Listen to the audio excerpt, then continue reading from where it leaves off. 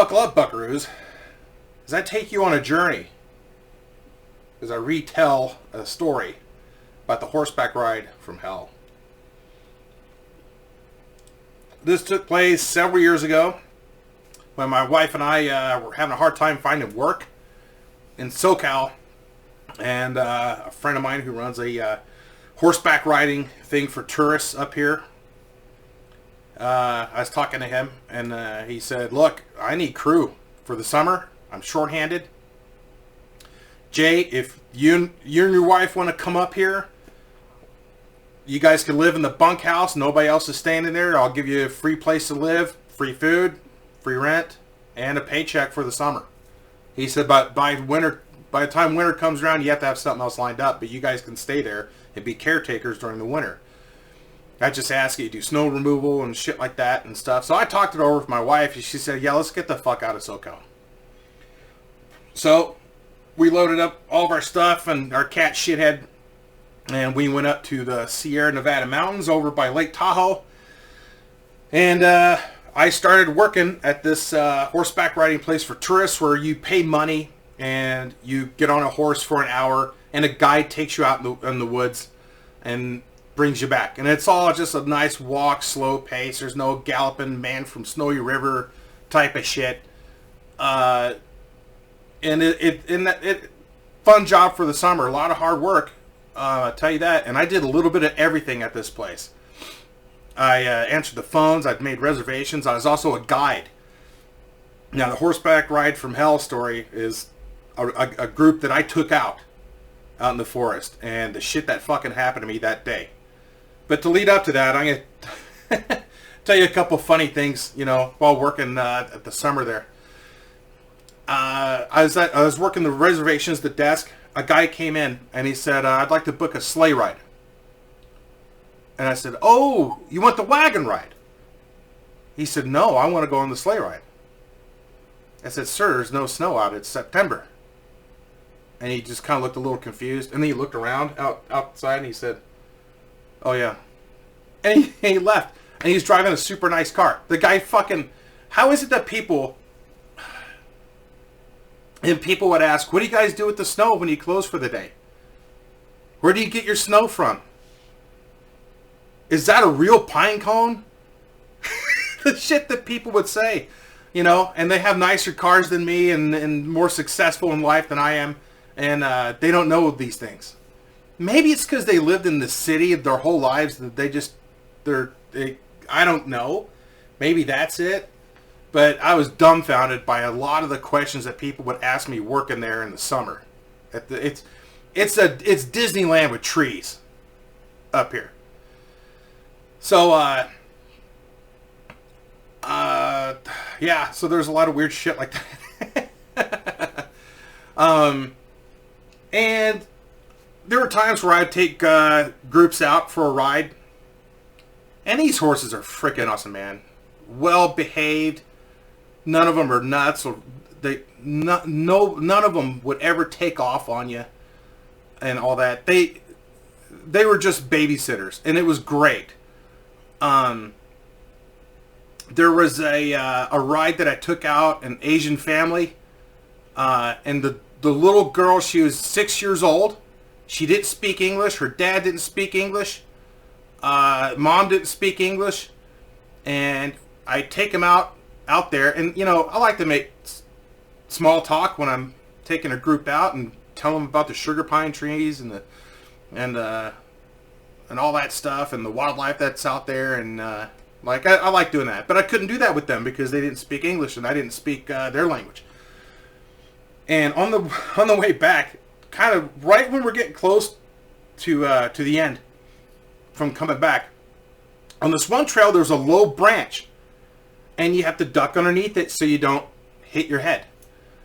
And she was behind me on her horse. And I turned around. I said, all right, just duck down, watch me. And I got to it, and I ducked underneath it. Horse walks underneath the branch, and I turn around. I'm like, duck down. And she's hanging onto the horn, and she didn't duck down. And the horse is going so slow, just do-do.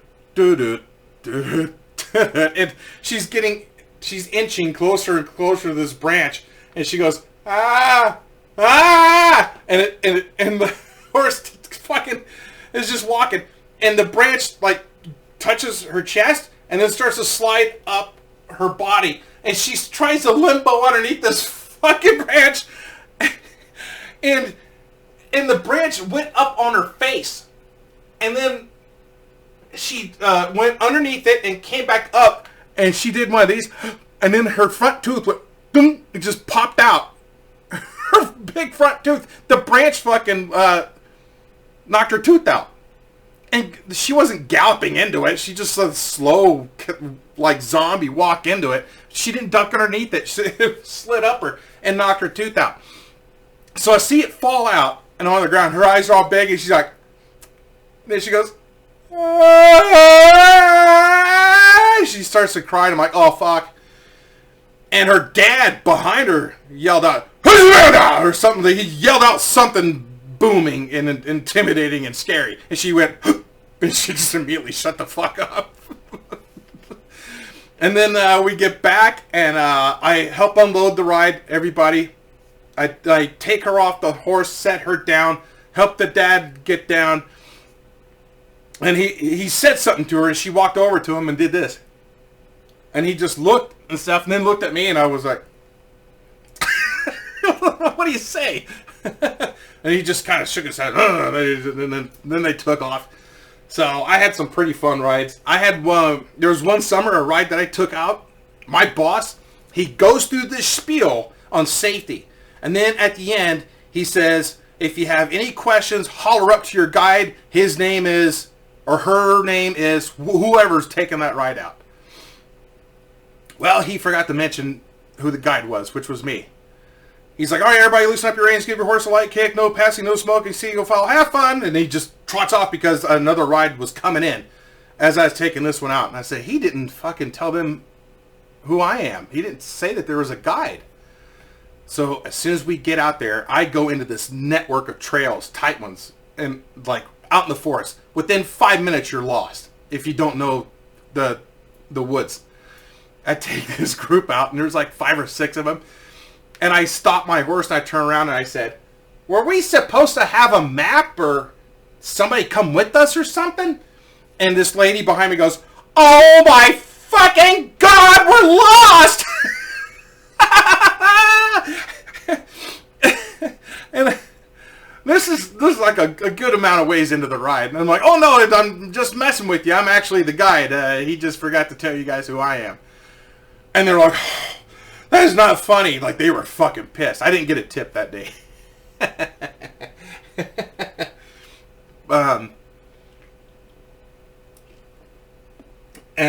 Another ride I took up, there's a viewpoint where you can see the whole valley and the basin and everything, the lake. And it's just gorgeous. And usually what I'll do is I'll stop everybody and I'll hop off my horse and I'll ask them if they have a phone or a camera or something. They want me to take a picture of them together with the lake in the background. And this one guy had a nice camera. He said, oh yeah, use this. So they handed it to me.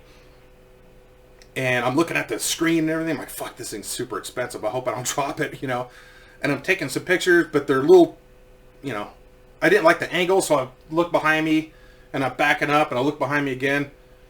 And then it hit me, I should fuck with him. So I'm taking pictures. I'm like, how much was this thing? He's like, oh, that thing's like $1,600 or whatever. I'm like, thanks. And I turned around and I ran off into the bushes. He's like, get back here. I got your horse. And I'm like, it's not my horse. Anyway, so I came back, and I like fucking with people like that and talking to people on the ride. You get to meet people from around the world at this place. It's really cool. But not all rides were fun. Let me tell you time that I took up these 2 women with their kids. A group of 5. At this time I was riding a draft mule. And he's got giant ears. They're like fucking radars. And him and I, we got along pretty good.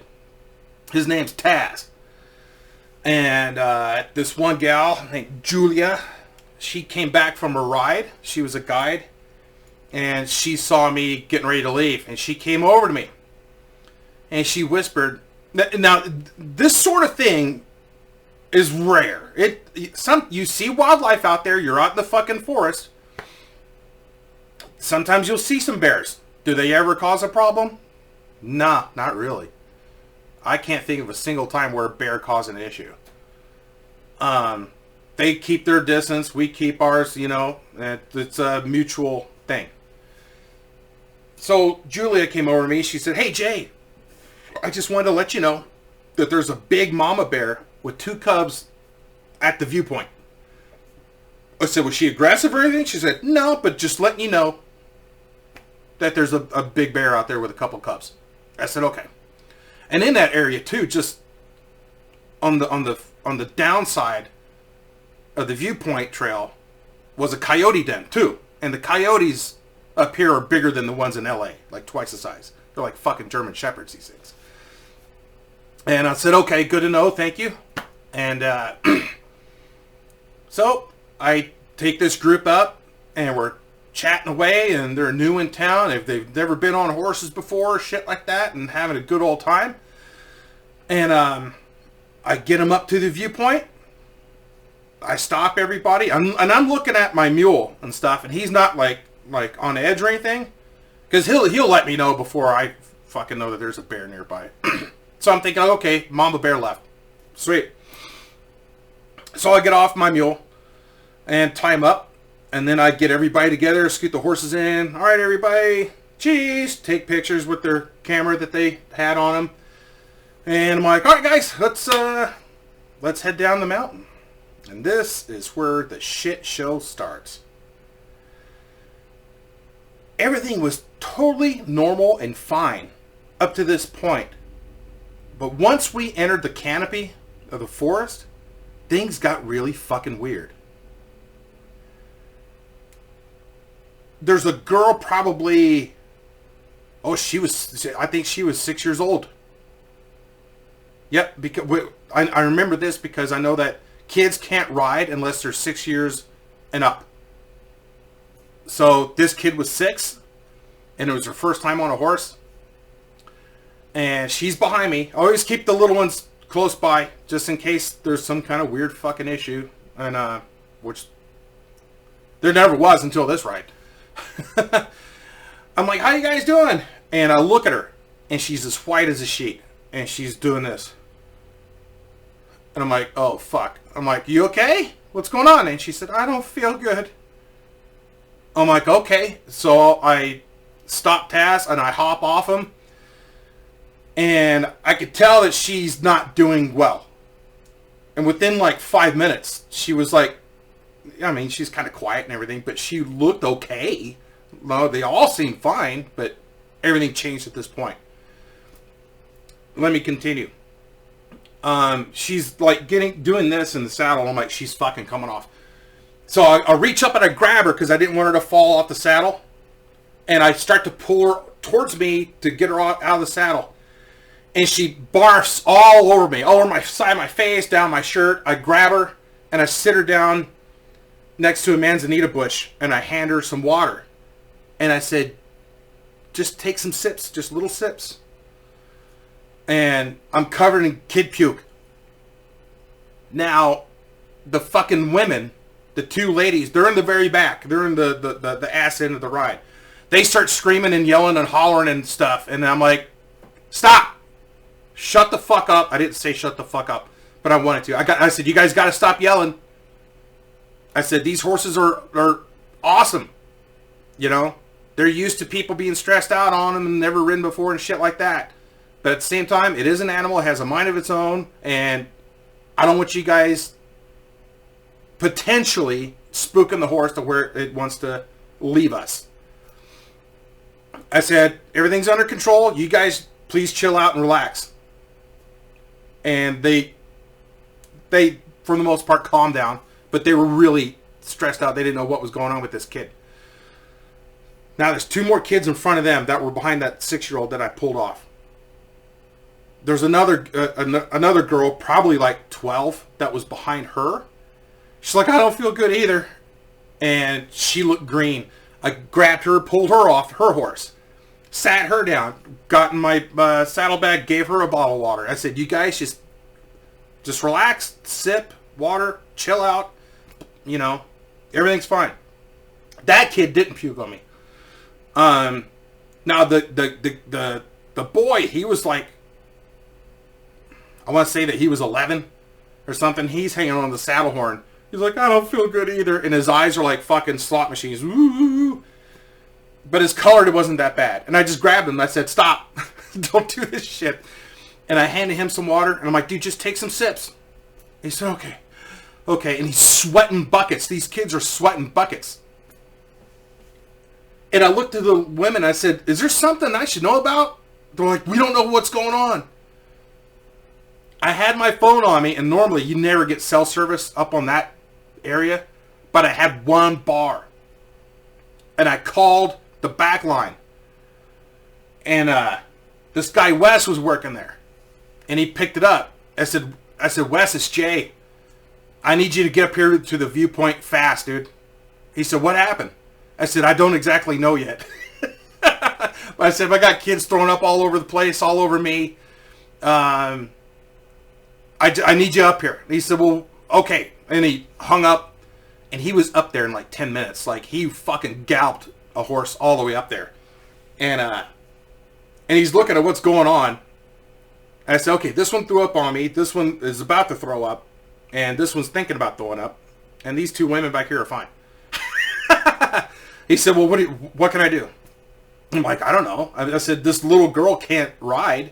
She doesn't have the strength to hang on, you know, she's sick.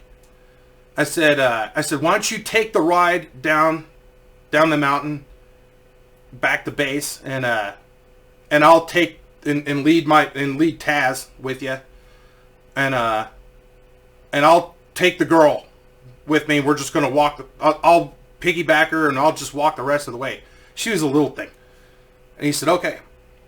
So that was the plan. The two kids were feeling better. They were in the shade, drinking some water, cold water.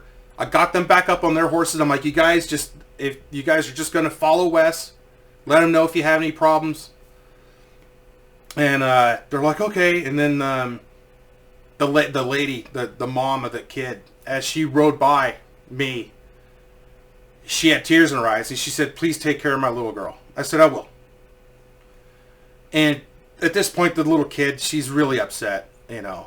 And I'm like, all right, well, let's go for a walk.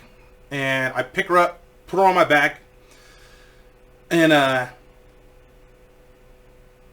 whenever I go hiking out in the woods like that by myself, I usually take my bullwhip with me. I didn't have a whip on me. I didn't have nothing. I just had my buck knife on me. And I got to thinking about that mama bear with the cubs. So as I'm walking down the mountain with this little girl on my back, I'd stop and start walking backwards. Like every 100 feet or so, I'd just turn around to see what's behind me. And then I saw a couple of the coyotes run by the trail behind me. And I'm like, oh, fuck, I'm by the den.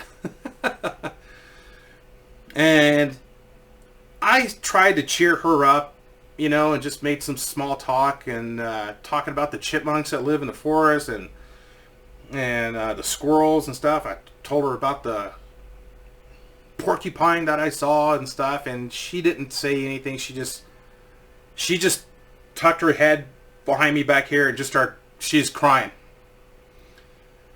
I make it back to the corral, and Wes was already there, told everybody what happened, and I took the little girl back to her mom. They were thrilled, and I'm like, no big deal, you know, these things happen. And they said to me, they said, we know what happened. We figured it out. I said, okay, so why'd you guys get sick? They had breakfast right before they showed up. So those kids got food poisoning. So that's what happened. So they were really thankful. I brought her back okay and everything. And it wasn't that long of a walk, to be honest with you. Maybe like 20 minutes or something like that. And so yeah, that was a pretty crazy fucking ride. Because at the time, these kids are about to fall off the horses all at the same time practically, and they're throwing up on me and shit. And I'm by myself, you know. I mean, I've taken out plenty of rides, but this is a very weird situation, and I don't have any medical training other than just, you know, like basic first aid shit like that, you know. So, but I didn't put two and two together. I didn't know that it could have been food poisoning or whatever, but everybody got back safe, everything was fine, and the horseback riding stable I worked at, they'd been around for decades. And I asked my buddy who ran it, I said, has this ever happened before? And he said, Jay, I've never even heard of something like this happening before. Congratulations, it's a first. And I'm like, all right. He's all, go in the bunkhouse, take a shower, change your clothes, and get back out here. I need you for another ride. And I said, okay. And then they sanitized the saddle and everything and all that shit. So that's the fucking horseback ride from hell. I hope you guys enjoyed that story. If you did, click like, subscribe. It's free. Doesn't cost you shit. And it really does help my channel and keeps me motivated to keep doing what I'm doing. So I hope you guys have a good week. Check out my Twitch. My link's down below. Feel free to check that out too. And yeah. That was a pretty fucking intense story. Intense time. Anyways, alright, I'm going to close it up. Guys, thank you so much. Love you. God bless you. I'll talk to you guys later. Bye.